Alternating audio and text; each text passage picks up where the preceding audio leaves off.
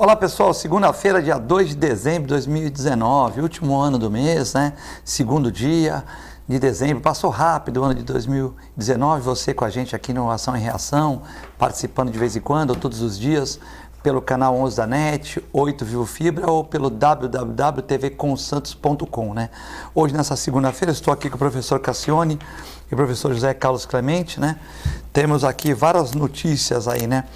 E o ministro Tarcísio Gomes concluiu, como de prometido, com o Exército a BR-163, que estava aberta desde 1976.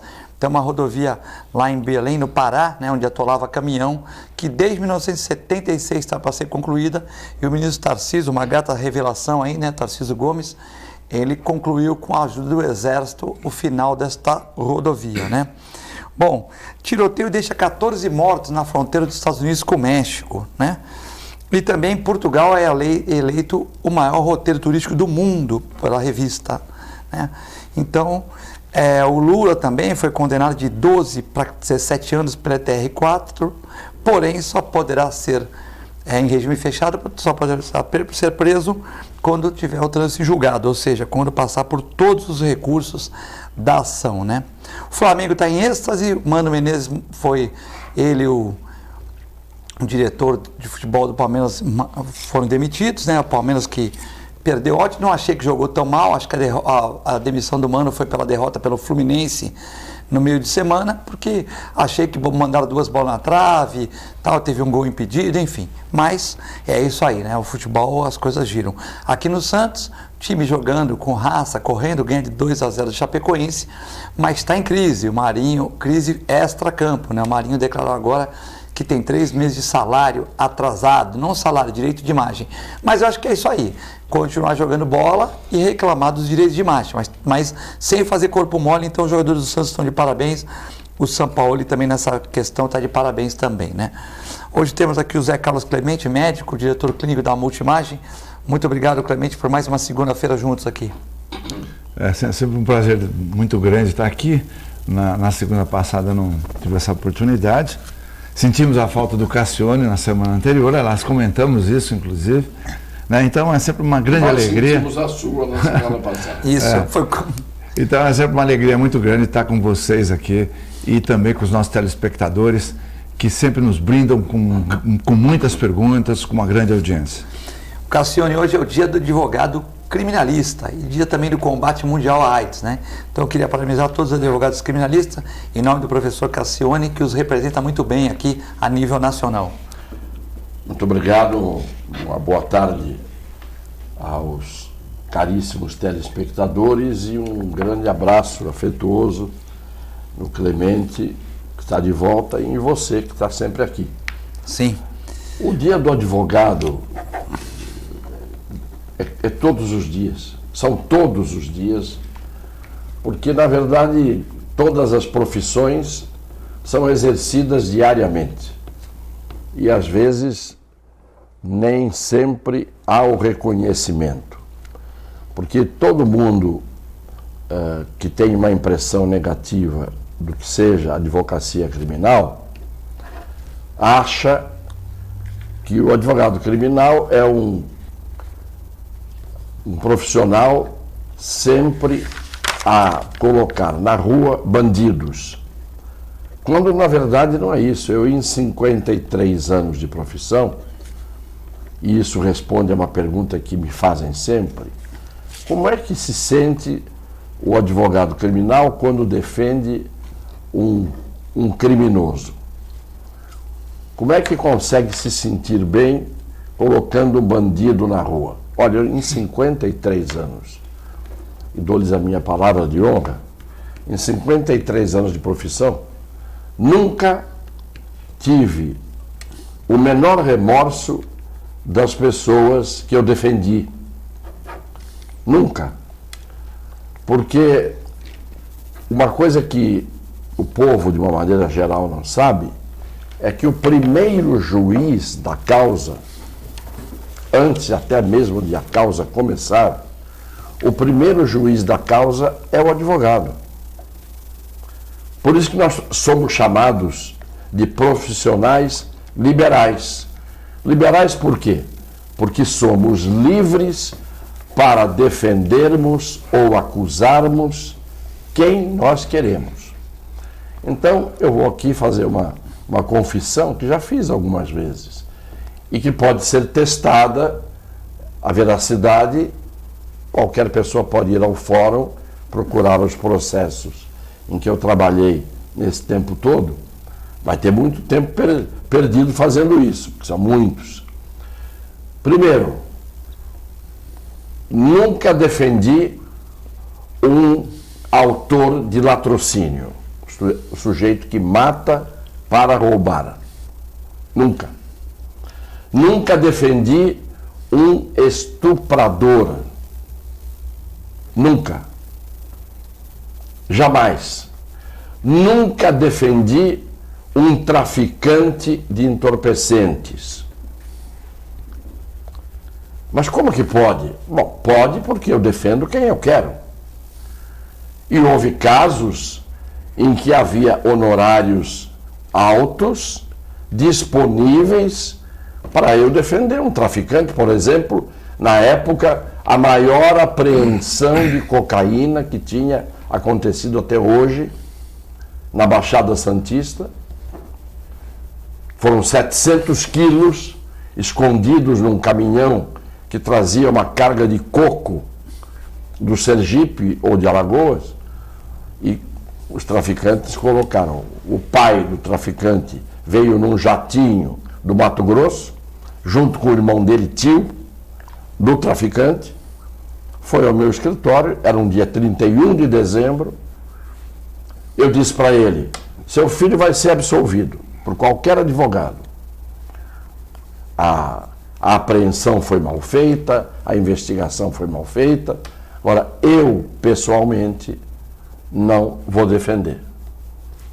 E o homem, com olhos escorrendo lágrimas, era um senhor de cabelos brancos, eu era moço, mais moço, me apertou a mão e disse: olha, eu quero cumprimentar o senhor porque o senhor, como advogado, está recusando defender um traficante, embora seja meu filho. Eu não pensei que isso acontecesse. E isso acontece. Eu vi o De Rossi, meu mestre, recusar vários casos.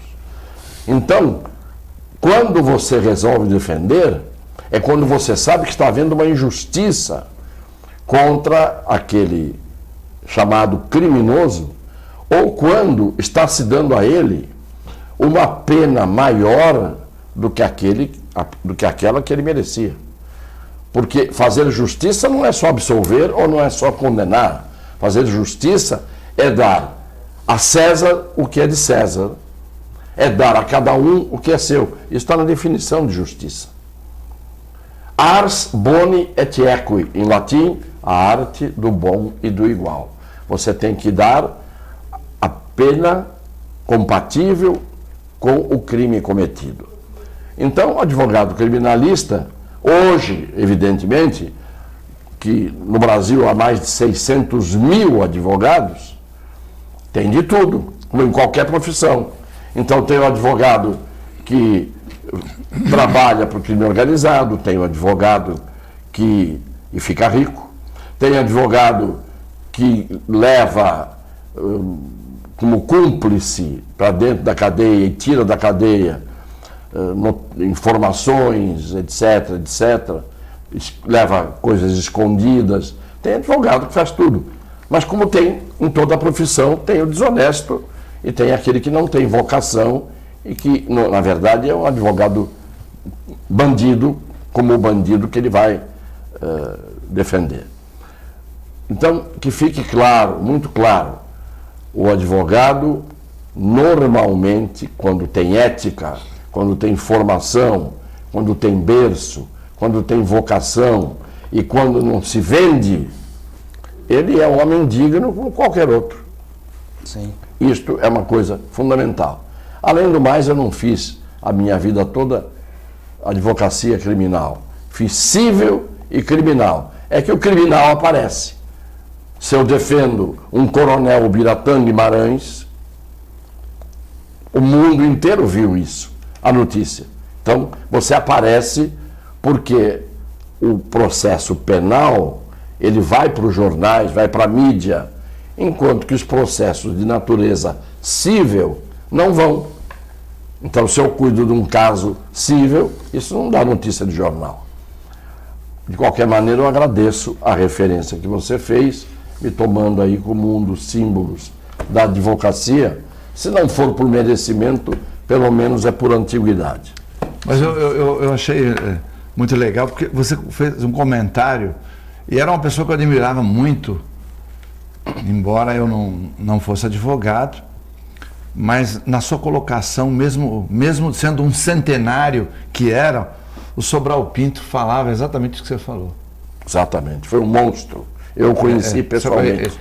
Quer dizer, ele centenário, porque ele morreu com 104 anos. Foi. E ele falava exatamente isso que você falou. Assim, a valorização, a dignificação daqueles que de fato são dignos, né? Separar o joio do trigo, né? E isso até morrer, ele foi um cara que foi dentro dessa linha reta, que eu acho fantástico, para que não se julgue todos e coloque na mesma panela, vai. Né? Todo mundo é bandido, todo mundo Não é assim, não é assim. Muito bom. Cassione, Muito obrigado, Clemente, me honra muito. a Maria de Lourdes Filgueiras, boa tarde. Conforme a solicitação sua, Filete, estou renovando, porque ela passou no final de semana, tudo, ou já tinha acabado o programa. Ela passou no final de semana para mandar um abraço para você, Cassione. Então eu vou explicar. Conforme a solicitação sua, Filete, estou renovando as congratulações ao excelente programa da dupla de profissionais Cassione e Clemente, que dignificam suas profissões e a tela do Canal 11. Abraço ao brilhante advogado, que, como vem na mensagem, foi colega do Bom 17. Então eu era estudante do Colégio Santista. Eu, Maria Lúcia e Conceição, também colega da mesma escola e moradora da mesma rua, do Dr. Cassione, Rua Gonçalves Ledo, do Campo Grande. Estou muito contente de ver o Cassione com saúde, né? E falou que era colega sua do Bom 17. Como é o nome? Maria Lúcia Filgueiras. Eu posso até estar me enganando, mas eu me lembro... Tem uma foto dela aqui, logicamente que a foto não está, mas tem uma foto dela aqui. A foto está com muita sombra, né, do chapéu isso. que ela está usando. Isso. Mas eu lembro daqueles tempos, ela não era estudante do Colégio Santista. O Colégio Santista, ela era estudante, se eu não me estou enganado, Eu acho que é do Coração de Maria. É isso mesmo, ela falou no outro, deixa eu ver outro aqui que tem Então já aqui. lembrei dela. Maria Lúcia José Filgueiras, moradora do Gonzaga, recado, telespectadora, gosto de ver Cassione. Eu estudava no colégio, quando ele estudava no Colégio Santista, eu e meus colegas estudavam no Liceu Santista, no Liceu Feminino. Ou Liceu Feminino. Liceu Feminino. Ou Coração de Maria ou Liceu Feminino. Vê que tinha aquela paquera de bonde e tal, né? Exatamente. Era no Bom 17. Tenho saudade, éramos felizes, não sabíamos. Ele é vizinho da Conceição e morava na mesma rua Gonçalves Ledo. Conceição Caires, me lembro bem, que morava entre a Carlos Gomes e a Duque de Caxias. Era um tempo, que eu vou repetir a velha frase que todo mundo diz. Era um tempo em que nós éramos todos felizes e não sabíamos. E não sabíamos. A gente só descobre que a felicidade ela é intermitente, vai e vem, ao longo da vida. Você pode ser perfeitamente feliz hoje, em alguns aspectos, com algumas pessoas, e você pode ser muito triste, desapontado e desiludido com outras pessoas e com outros aspectos da vida. É assim. Um beijo para vocês todas do Bonde 17 e daquele tempo que volta na nossa memória. A gente diz que não volta mais, volta. Aliás, não volta, fica. Queria parabenizar a Maria Lúcia, né? Também que o Cassione lembrou, viu? Porque nessa mensagem que ela me mandou agora hoje, que quando ela mandou a mensagem, tipo sexta-feira, e tanta coisa que você faz, né? Você vai esquecer da mensagem, só não sei se ela tinha uma agenda e tal. Eu falei, me liga no dia do programa, passa a mensagem. Como ela disse que vê todo dia o programa, principalmente às segundas-feiras, ela passou a mensagem, só que a outra estava mais completa. E o Cassiano lembrou que ela estudava no Liceu Feminino. Não era no Santista. E o Liceu Feminino tinha uma saia escura, uma blusa branca e uma gravata amarela. Era assim. Ficava bonito, as meninas ficavam bonitas, Cassiano, com essa roupa?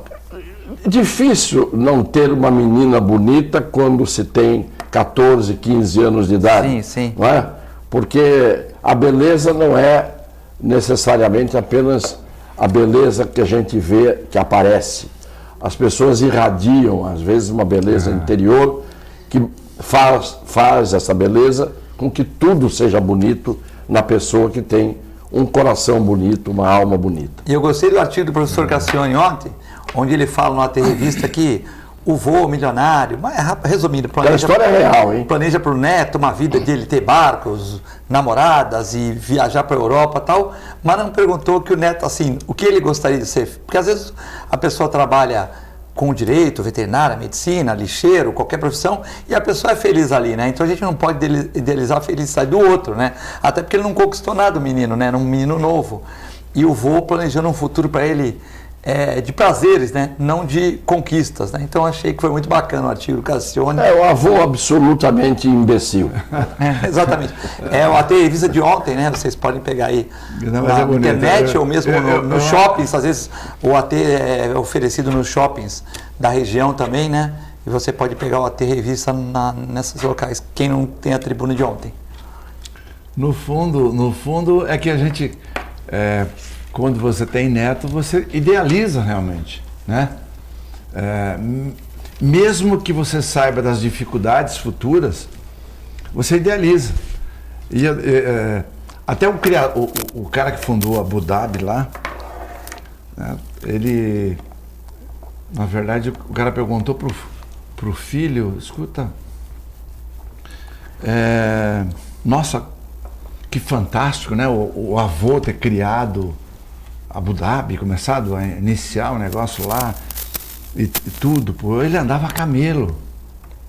Quer dizer, então, o criador andava a camelo, o filho dele andava a camelo, ele já andava de Mercedes. Falou, e meu filho anda de Range Rover. Meu neto provavelmente ainda vai andar de Land Rover, mas meu bisneto talvez ande a camelo.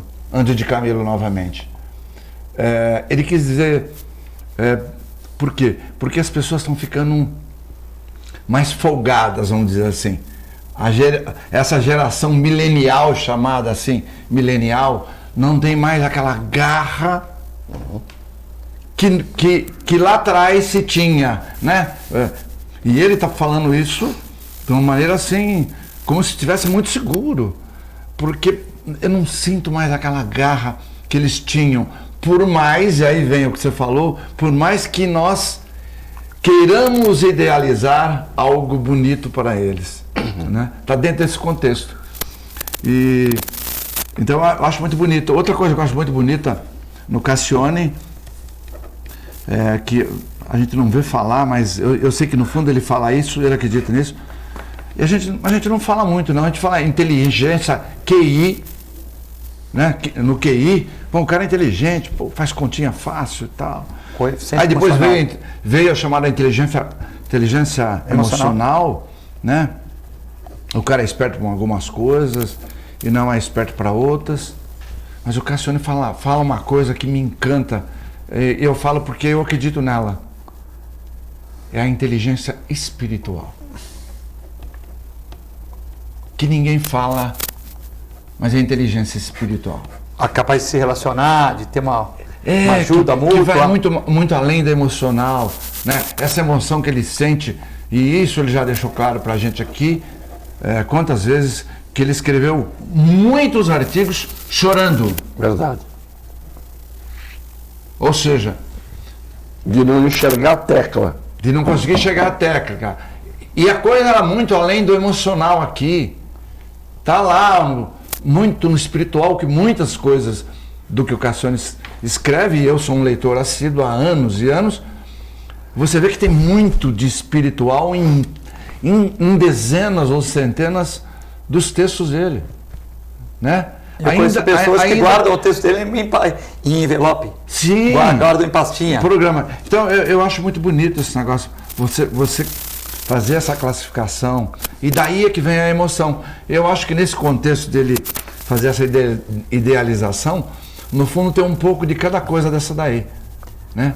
Que você idealiza, você pensa, você tá com um espírito belo, porque essa criação é uma criação espiritual, né? Então, tá aí minha saudação a esse artigo, a essa pessoa tão especial, Cassione. Bom, não vamos falar de alguma coisa. O Bruno está falando aqui, já teve um telespectador nosso aqui que falou assim, senão o Cassione vai ficar emotivo e tal, vamos falar de uma coisa pesada. Já estou, já dá o break aí, que é melhor, vai. Não, eu vou passar para o Clemente aqui, vou passar para o Clemente. Clemente, tivemos ontem, o Cassione se recupera aí dos elogios, né? Tem bastante gente elogiando o Cassione aqui. Clemente me tirou de órbita. Sim, beleza. Clemente, a questão do massacre ontem é uma questão triste, né? Porque a polícia foi lá, também é recebida com rebeldia, depois tem feridos, né? Quer dizer, não contenta ninguém, né? É um baile funk que no horário proibitivo, com menores, da mesma maneira as pessoas estão se divertindo de uma maneira abusiva, mas a polícia vai lá, muitas pessoas, ninguém recebeu a polícia com flores também. Um coronel falou que teve atos de violência, outros achou que foi normal, viatura de polícia quebrada. Quer dizer, uma coisa triste, né? Porque o Bruno tem as fotos aí, ó, a região que aconteceu. Paraisópolis, né? Uma região bem adensada. E a questão aí das 9 mortes, feridos e tal, né? Marcos Paulo, 22, ó. Marcos Paulo, 16 anos, né? Cadê o pai desse garoto aí? Bruno Gabriel, 22. Eduardo Silva, Denis, outro menor, 16 anos. Matheus, 23. Guilherme, 16. Gustavo, aí, 14. Paulo Gabriel Rogério e tal. Ó, Luara, 18 anos, baile funk. Quer dizer, é a maior expressão da cultura também, mas é complexo, né? Eu acho que tem que ser analisado isso com muito cuidado, porque você vê depoimentos diferentes em televisões distintas, né? Eu vi... você pegar uma televisão de esquerda, né, não precisa citar o nome, vai falar que a polícia agiu violento. Se pegar uma direita, que a polícia... Né, é difícil a gente, né? O tenente-coronel que foi entrevistado, que é o responsável, pela entrevista, primeiro eu vejo ele na Record, e ele é uma pessoa muito ponderada, extremamente ponderada, tudo. E ele está falando assim que, quer dizer, todo mundo culpa a polícia, mas espera lá, e o setor público? Será que ninguém do setor público, e aí vale prefeito, ele não citou, mas está embutido, prefeito, vereadores, outras entidades, de saber que tem lugares que não é possível você colocar um tanto de pessoas daquela forma, porque ainda que a polícia tenha boa vontade, não há como controlar 5.000 pessoas, 10.000 pessoas, né? E ele está falando, escuta, prestem atenção, vejam vocês também, para depois não jogar sua culpa na polícia. Tem condição de fazer? Vamos fazer. E a polícia vai atuar de acordo com as leis. Não tem condição de fazer, é muito grande, vão por 500 pessoas, ou 1.000 pessoas, não vão por 5.000 pessoas. Achei ele extremamente prudente. Fazendo um clube, de repente, né? Com uma coisa mais organizada. Dimensionar diferente. Tinha 265 pontos diferentes onde a polícia estava no fim de semana.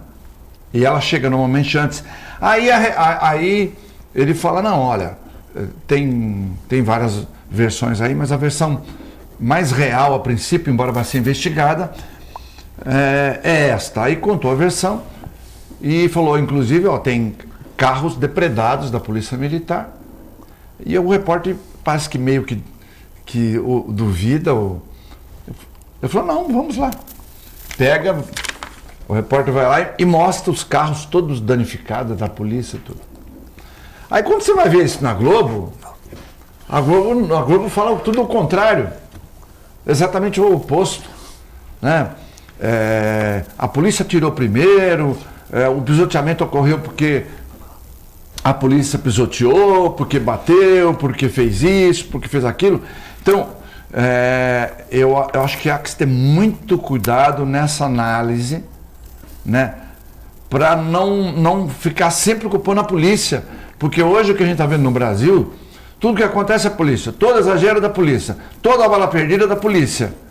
E assim fica difícil você combater crime, né?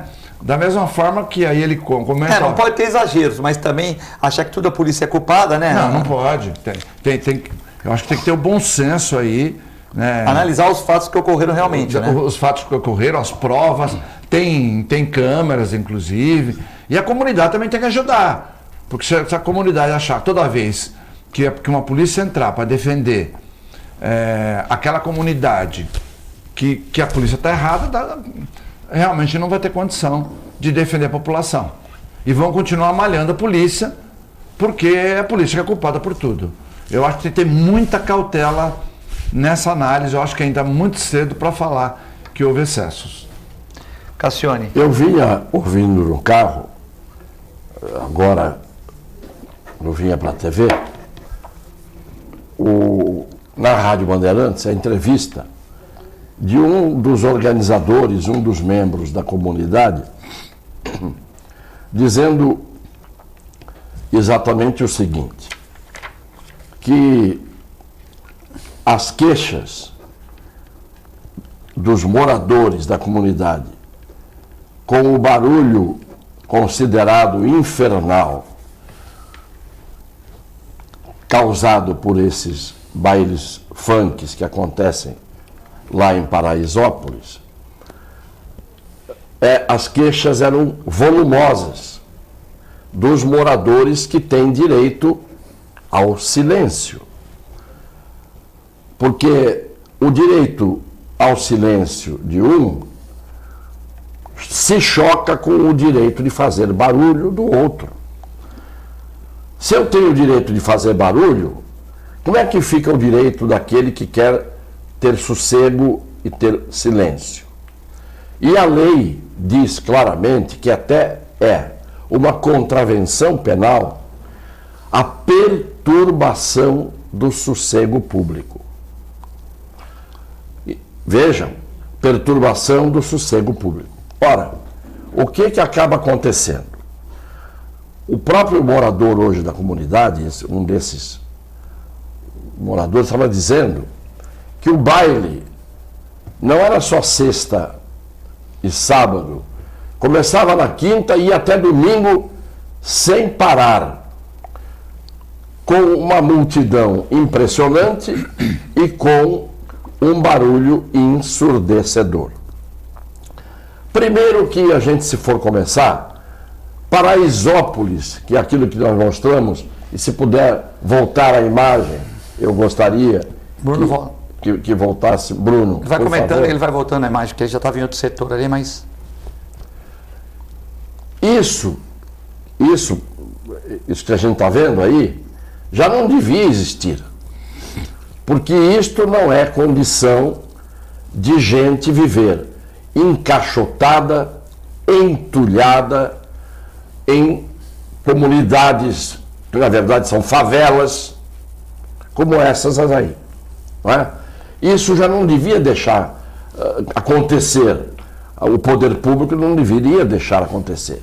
Mas vai acontecendo aos pouquinhos, depois vai crescendo mais depressa, porque os vereadores querem, porque eles vão buscar votos, porque eles permitem, e aí alguém vai lá, liga a água, depois liga a energia elétrica. A reurbanização, né? Aí urbanizam, entre aspas, não é? Uma comunidade como essa, que um dia quando pega fogo a gente já viu o que acontece. Não tem nem como o bombeiro entrar e aquilo queima com uma rapidez impressionante. Então são pessoas que são obrigadas a viver com dignidade e têm direito a ter dignidade num lugar em que as condições são profundamente hostis e adversas. Agora, o baile funk, para quem gosta, e hoje tem muita gente que gosta, ele, já que é uma realidade, ele tem que ser realizado em lugares que o mesmo poder público que permite esta amontoada condição urbana de moradia, esse poder público que vai criar condições para que os frequentadores do baile funk não perturbem o sossego daqueles milhares que estão ali e querem paz e querem sossego. Também disse esse morador na entrevista de que os mortos não pertencem à comunidade. Nenhum dos mortos pertence à comunidade. E sabe qual é a explicação que ele deu? Que quando começou a correria, o pessoal da comunidade que conhece a planta, vamos dizer assim, conhece o mapa, conhece as localizações de ruas, vielas e becos sem saída, esse pessoal sabia para onde correr. E quem não sabia, entrou em lugares que não tinham saída, os outros vieram por trás, comprimiram as pessoas que ficaram sem saída. Então, isso foi a explicação dada por um membro da comunidade, dando entrevista agora para a Rádio Bandeirantes. Deve ter gente de tudo que é lugar, né, Cassione? Sim, mas ele disse que os da Quem não estava lá... os da comunidade sabem para onde correr. Sim, Mas sim. tem lógica. Tem lógica, o cara sabe. Conhece, Sabe as vielas. conhece as quebradas, vamos dizer assim. Sim. De qualquer forma, a polícia sempre é, no Brasil, a culpada de tudo. Porque os direitos humanos que alguns defendem não são os direitos dos humanos. São os direitos dos seus interesses pessoais. O fato é o seguinte: não pode a polícia deixar de agir. Nós temos visto constantemente nas redes sociais policiais matarem pessoas que não cumprem as suas ordens. Outro dia tinha um sujeito nos Estados Unidos batendo na mulher. E o policial grita 5 vezes para ele com a arma apontada: para, se afaste, para, se afaste. E ele continua dando na mulher. Na quinta vez do para, se afaste, na sexta ele mandou bala no sujeito. Isto acontece em qualquer polícia do mundo civilizado. É que no Brasil o sujeito não cumpre a ordem, porque sabe que quem vai se ferrar é o policial. Então o policial ou é humilhado, ou ele fica deixando o barco correr, tá certo? Ou ele é agredido muitas vezes. Ou ele fica maluco e começa Ou se ele der o tiro, que faz parte do comportamento institucional das polícias dos principais países do mundo. Isso vale até para a Suécia. Se ele der o tiro, o bandido é o policial. Então, é claro que nós temos excesso, como eu acabei de dizer, a advogado bandido, a médico bandido, a engenheiro bandido, a pastor bandido, a padre bandido e a policial bandido. Uma parte. E há alguns que não sejam bandidos, mas não têm inteligência emocional, não têm equilíbrio para agir naquele momento, são despreparados. Há outros que têm medo na hora da ação, estão num extremo estado de tensão e são provocados. E aí reagem não como membros do Estado, mas como pessoas físicas que não estão a fim de receber provocação, porque há um certo despreparo. Agora, daí a você marginalizar a polícia, isto eu não aceito de maneira nenhuma, porque a grande maioria dos policiais... Outro dia eu vi um vídeo inteirinho de um policial, moço, jovem, que pega e só na conversa ele vai insistindo, e estão filmando, um colega, alguém com celular, até que os bandidos acabam admitindo o crime. E ele não dá um tapa, não dá um grito para tomar providências. Então, não se generalize, Porque na hora em que a gente precisa, a primeira coisa que a gente faz é o 190. Quando está ardendo na gente. Agora, quando é no vizinho, o vizinho que chame o 190. Tem um vídeo interessante, rapidinho, Filete. Não sei se você chegou a ver, Cassione. É um júri. Um júri, e aí o juiz fala, não precisa algemar. É esse? Vi. Não precisa algemar. Isso não é, quer dizer, não é digno do cara estar aqui respondendo e algemar. E ele vai o quê? Ele vai lá, se atraca com...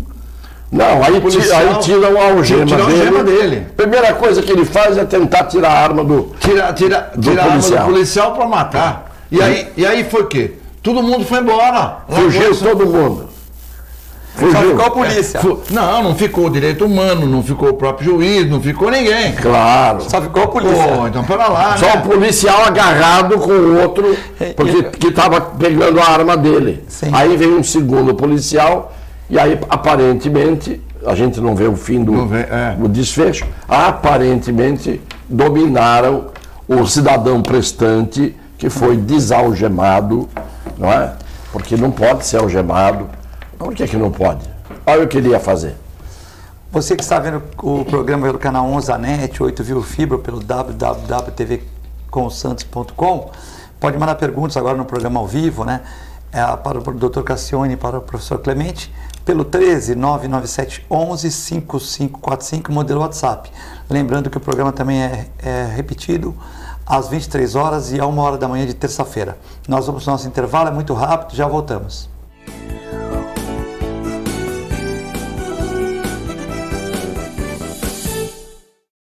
A Clínica Multiimagem é especializada em exames de radiologia e diagnóstico por imagem, investindo continuamente em tecnologia e trazendo constantes inovações para proporcionar à comunidade médica e seus pacientes diagnósticos ainda mais precisos. Sua nova e moderna estrutura, aliada à tecnologia de ponta, juntamente com o corpo clínico especializado, tornam a Clínica Multiimagem um dos centros de diagnósticos por imagem mais avançado do estado de São Paulo. Entre em contato pelo telefone 3202-1250.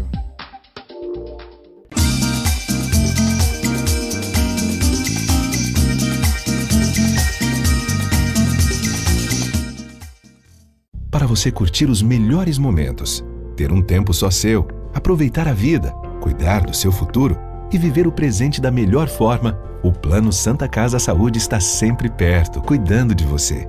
Com a assistência do maior e mais completo hospital da região, a ampla rede médica e a nossa clínica Santa Saúde Consultas, que oferece atendimento humanizado e reúne mais de 25 especialidades. Plano Santa Casa Saúde, sempre perto, cuidando de você. Se você quer algo diferente e está por dentro de tudo que acontece em sua cidade, mande dicas, sugestões de pauta pela nossa fanpage, facebook.com/tvcom.santos. Interaja com a programação da sua TV Com. TV Com, interagindo com você.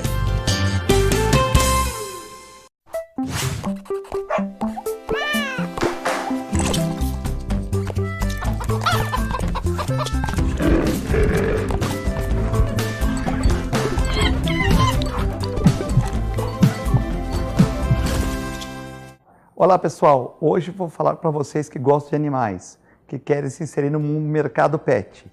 Curso de auxiliar de veterinária da Clínica Filete. Aulas noturnas, terças e quintas, das 20 às 21h30. Salas climatizadas, totalmente apostilado. Maiores informações pelo telefone 3227-5770 ou pelo e-mail filete, com 2 T's, @filetenovamente.com.br.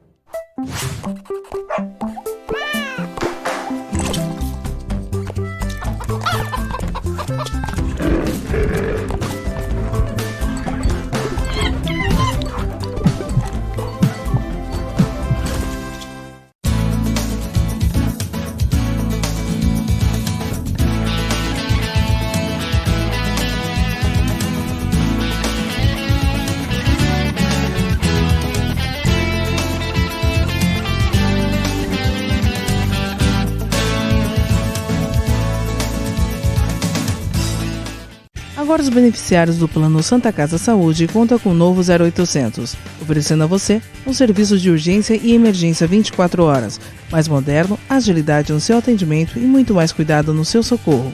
0800 941 6110. Aqui a sua vida é levada a sério. Apoio 9 Emergências Médicas.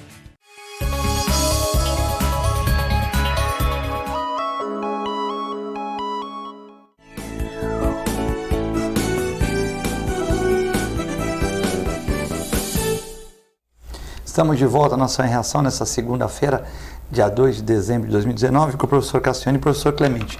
Muita participação aqui no programa de hoje. Temos aqui a Valéria e a Cláudia Capô de Casa, mãe do Augusto, mandando um abraço para você, Cassione, e para o Clemente. Né? Um grande abraço para ela e para o filho dela, que está fazendo um excelente trabalho na Santa Casa de Misericórdia de Santos. Encontrei com elas no balneário ontem à tarde, né? A Valéria é sempre muito inteligente. E falaram que mandaram um abraço para vocês aqui no programa, que estão sempre na audiência também, né? A professora Márcia pergunta para o professor Cassione, mas manda um abraço para o Clemente. O senhor achou ético, vocês também gostam, hein? O senhor achou ético o prefeito colocar o nome do pai dele na escola recém-inaugurada? Não deveria homenagear um professor ou uma professora ligada à rede pública? Fizeram a escola à frente à avenida para inglês ver, mas a policlínica no mesmo terreno ainda vai demorar um ano. Qual a sua opinião? Então ela está reclamando, mas pelo menos uma escola, né? Mas agora ela está reclamando da policlínica e do nome da escola, Paulo Barbosa, né? Principalmente porque ele tem o mesmo nome do pai. Então, na verdade... ele é Paulo Alexandre, né? Mas todo mundo fala Paulo Barbosa, né? Mas eu, por exemplo, não poria. Eu não poria. Eu poderia até ficar muito satisfeito se a Câmara Municipal decidisse outorgar o nome de uma rua ou de uma praça. Meu pai, por exemplo, é nome de uma rua na Zona Noroeste. Uma rua que tem exatamente uma quadra. Na época, quando meu pai morreu, eu nem esperava, o vereador Roberto Merrana, que já faleceu, era um advogado importante, ele era vereador, sugeriu e a Câmara aprovou por unanimidade dar o nome de Vicente Cassione, que era o nome do meu pai, a uma rua na Zona Noroeste. Não foi só ele. Radialistas do tempo dele, tem do lado a rua Hernani Franco, sim, que também era radialista. Que era o pai do Sérgio Bacará, não é isso? Tem Antenor Rodrigues Duarte, que era um jornalista do Diário, também jornalista de setor esportivo. Tem o Antônio Guenaga, na Praça Rebouças, que também foi companheiro do meu pai. Esses jornalistas. Jovino de Melo, que era o técnico de som, o canal... Onde tem o canal? Onde tem o canal. O Jovino de Melo. Foi técnico de som do meu pai quando ele radiava. Muito bem. Quem dava o título era a Câmara. Então, agora, eu, se sou prefeito, jamais daria o nome, embora ficasse muito honrado se alguém resolvesse fazê-lo. Sim. Né? Agora, eu fico, por exemplo, abismado de ver que a cidade de Santos não tem uma rua. E se eu estiver enganado, que alguém me informe, não tem uma rua com o nome Atier Jorge Cury, que foi um dos maiores deputados que essa cidade teve, federais, que foi presidente do Santos Futebol Clube por vários anos, quase 20 e tantos anos, e foi um homem que prestava favores a todo mundo na cidade. Que eu saiba, não tem o nome dele em rua nenhuma, em lugar nenhum. Só o conjunto habitacional, Atier Jorge Cury, se não me engano, ali no Saboa. Mas não é rua, não é praça, não é nada. E Antônio Feliciano, que foi também um prefeito importantíssimo desta cidade, que fez, se não me engano, foi ele, a segunda pista da Avenida da Praia, um dos túneis que ligam o centro à Zona Leste. Foi um grande prefeito, um grande advogado, que eu saiba não tem nada com o nome dele. E isso é imperdoável, porque são figuras que prestaram serviço à cidade. Eu acho que dar o nome de um ex-prefeito a uma escola, nada demais. Agora, eu, sendo o prefeito e sendo o filho, eu não sei se foi ele que deu o nome. Sim, sim. Se foi a Câmara... A escola ficou bonita. Não, claro, porque os Mendes fizeram. Sim, iniciativa privada rápida. E quando eu fui candidato junto com o Armênio Mendes para fazer a cidade mudar à custa do Armênio Mendes, a cidade recusou a nossa candidatura. Mas também tiveram aquelas notícias ruins Sim, e um monte de fake news, né? Mas não tem desculpa. Então, agora a ideia de usar o Armênio, mesmo depois de morto, na pessoa dos filhos que bem o representam, está indo adiante. Tomara que eles façam, não uma escola, que façam 10, 20 escolas e que ponham o nome da família inteira do atual prefeito, sim, desde que a escola funcione bem e seja uma contribuição importante para a educação na cidade de Santos. Clemente, o Matheus Carmelo de São Vicente, a Dorinha, a Glória e a Fabiane, mais ou menos a mesma pergunta. Boa tarde. Gostaria da opinião de vocês a respeito da falta de iniciativa dos políticos da região, prefeitos, vereadores, deputados estaduais e federais, para que o governador resolva o problema da Ponte dos Barreiros. Como podem 1.500 pessoas ficar nessa situação? Já tivemos governadores que se diziam gostar da Baixada, outros da própria Baixada, e não resolvemos. Agora a ponte está interditada. Ainda bem que vocês da TV Com sempre falaram que a ponte poderia cair. O IPT diz que a ponte tem um abalo grave. O que você acha disso, Clemente? Eu acho que a gente próprio já falou isso aqui tantas vezes, né? É que a pergunta, não né? só da Ponte dos Barreiros, mas já falamos de todas as pontes aqui. É que agora interditou, né? Por isso que virou nota, não, né? Virou nota agora, né? Já era mais ou menos. A Ponte Pênsil, na verdade, ela só foi reformada porque ela era um referencial turístico importante. Porque senão também eu acho que ela caía, porque ninguém dava bola. Teve uma época que... Mas aí o governador fez aquela reforma, né, que o material é inglês. Acabou fazendo a reforma porque, assim, existe... Levou mais tempo reformando a Ponte Pênsil do que a China levou para fazer aquela ponte de 40 quilômetros em cima do mar. Se desse para iniciativa privada... Eu não estou brincando, não, é verdade. Não, isso foi real. É a mesma coisa que a gente está falando também da ponte de Santos-Guarujá, né? Essa não cai nunca. Essa não vai cair nunca. Porque não fazem. A gente tem nós mostramos até um recorte tem um jornal aqui. Esse Bruno talvez consiga achar. Tem um jornal. 1926. Tem um de 73 aqui. Esse ano sai a ponte. Não, 1926 nós mostramos. 73, o ano que o Santos será campeão, né? Paulista, hein? Nós mostramos de 1920 e pouquinho, depois mostramos uma de 76, 78, mostramos, aí no 78, não, agora vai. Quer dizer, 40 anos. E hoje, Cassione, faz 12 anos que o Palmeiras, a Sociedade Esportiva, foi rebaixada. 12 anos hoje. Faz 12 anos que o Palmeiras foi rebaixado pela primeira vez, né? Que mas dia fatídico, eu né? estava fazendo um comentário sobre a Ponte dos Barreiros, que na minha opinião tem que continuar porque é interessante. Continua, Clemente. Não, eu acho que, poxa, eu conheço aquela ponte há séculos, já passei também muitas vezes ali. Pô, pensar, eu já até morei em São Vicente. Então, assim, cara, então você começa a olhar lá atrás, muito lá atrás, já precisava de uma bela reforma. E não é possível que seja a prefeitura, seja o Estado, não visse o que está acontecendo aqui. Tem que fazer até uma nova, né, Clemente? Que vai passar a terceira fase do VLT, né? Isso. A segunda vai licitar. Como é que você vai passar numa tranqueira daquela? Às vezes você pega uma casa velha, com todo respeito, o cara compra uma casa velha. Às vezes é mais fácil derrubar e construir nova, porque se tá ruim, você vai gastar, não vai ficar bom, né? Então é mais fácil construir uma nova com uma coisa bacana, com um espaço para o VLT do lado, uma coisa com 2 pistas para ir para voltar. Olha lá, você para reformar isso, quanto que gasta? 30 milhões, 40? Será que vai ficar bom? Vai suportar o VLT? Então, quer dizer, é complexa essa questão aí, né? Na verdade, o melhor, como o Cassione falou, se você pegar uma liderança tipo chinesa, você conseguiria fazer uma ponte dessa extremamente rápido, já com tecnologia nova, 600 metros, sem grandes complicações, aí você pode derrubar. Você quer ver uma coisa que... Você vê uma ponte relativamente pequena, né? Você vê como é que vai passar o VLT aí. Mas não tem como, né? Você tem toda a razão que tinham que fazer outra. Uma segunda. Agora, o que ninguém disse até agora, e não deu nomes, qual foi o governo durante o qual esta ponte foi construída?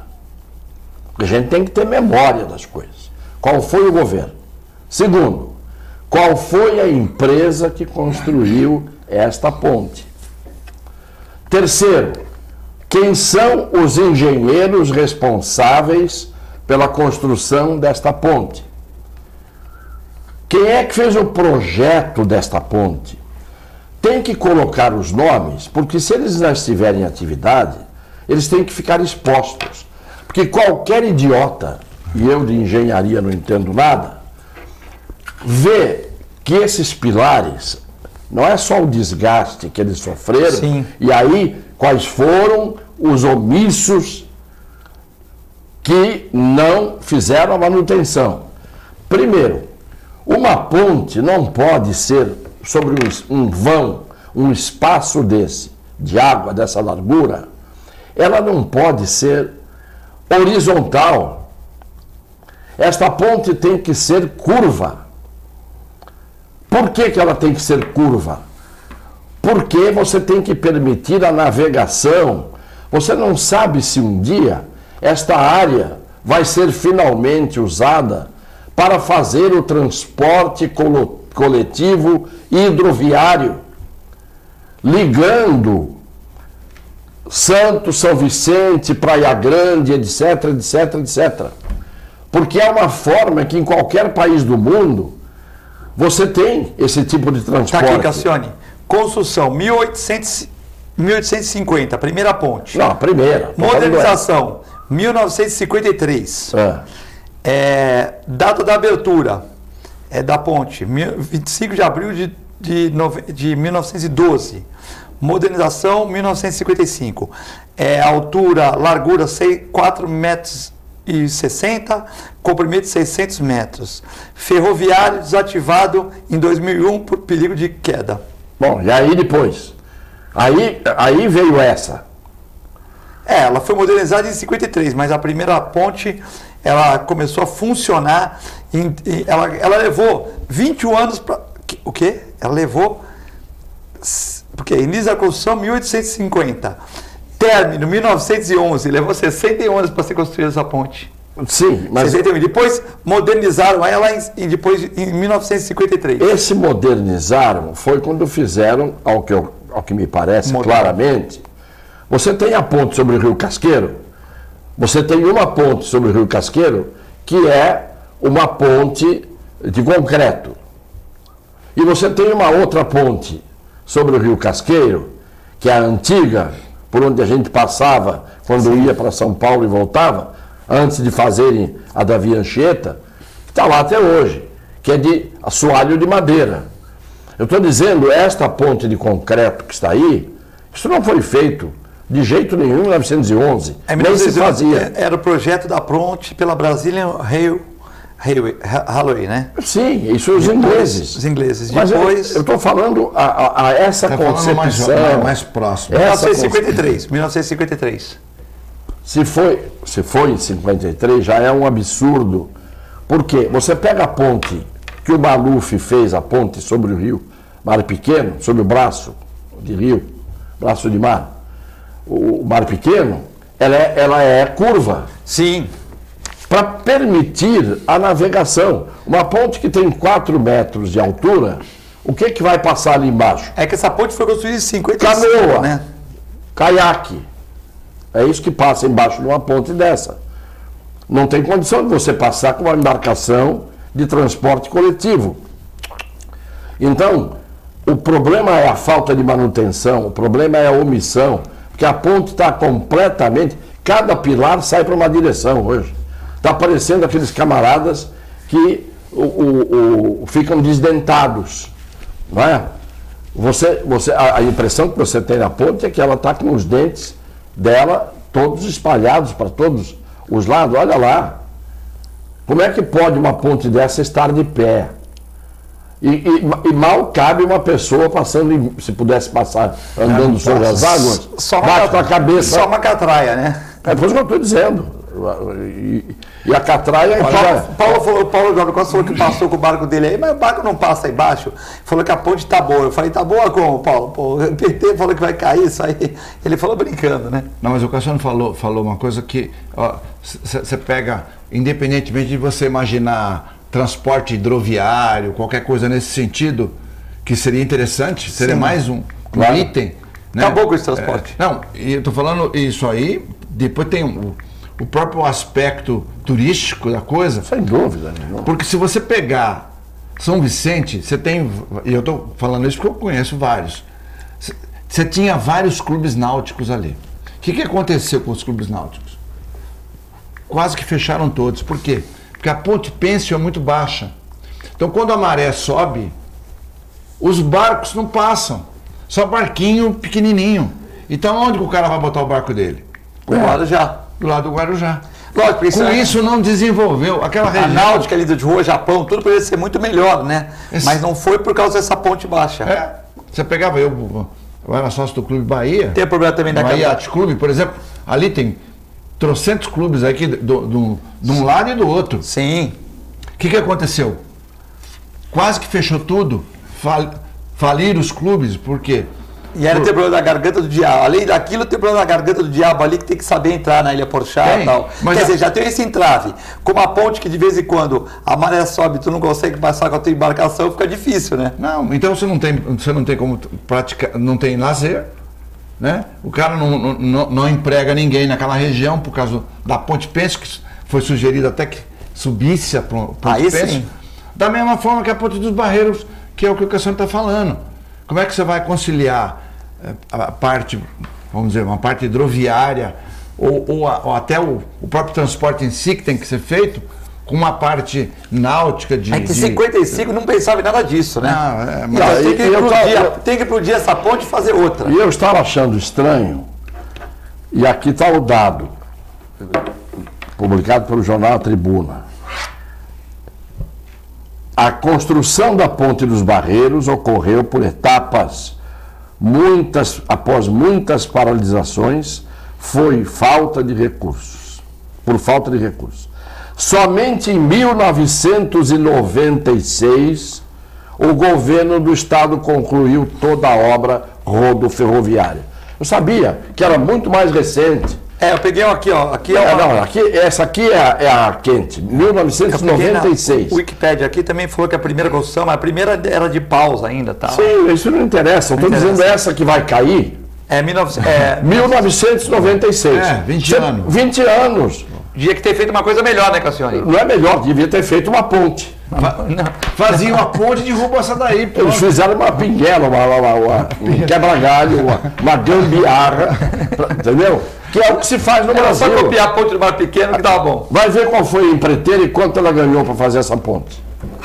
Bom, muitas participações, Uriel Vilas Boas, a Bruna, mas o tempo urge aqui, temos que finalizar o programa. O Milton Costa também aqui, Uriel Vilas Boas, o Passarinho mandando um abraço, Passarinho que me lembrou aqui, Passarinho mandando um abraço, a Michele Tiziane, o Rick Santos e o Jean.